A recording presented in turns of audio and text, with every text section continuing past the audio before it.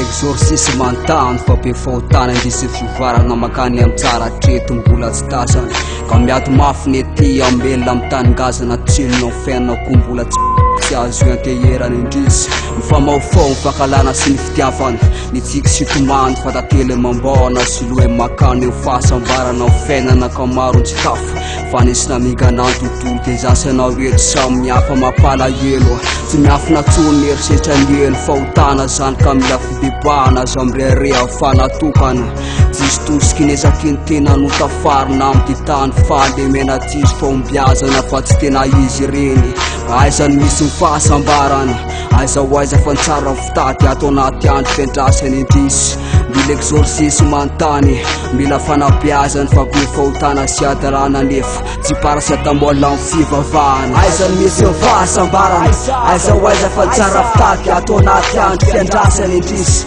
mila exorcisme mantany mila fanabeazana fa be fahotana sy adarana nefa tsy parasy atamola am fivavahana aizany misy mifahasambarana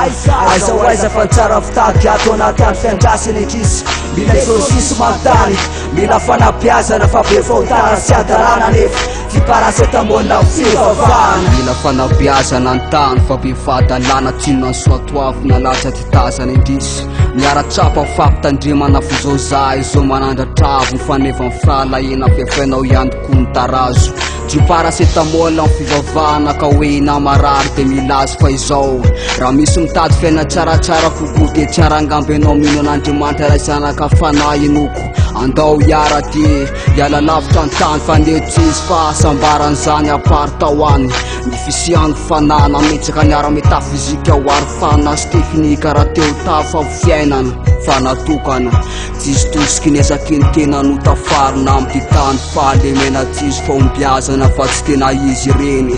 aizany misy mifahasambarana aiza ho aiza fa nitsara fitady ato anaty andro fiandrasany indrisy mila exorcisme mantany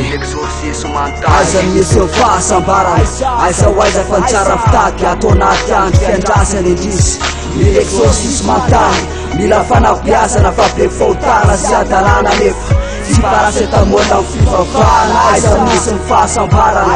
aiza ho aiza fa nitsara fitady ato anaty andro fiandrasany indrisy mila exorcisme mantany mila fanabeazana fa be fahotana sy adarana nefa tsy parasy atamola am fivavahana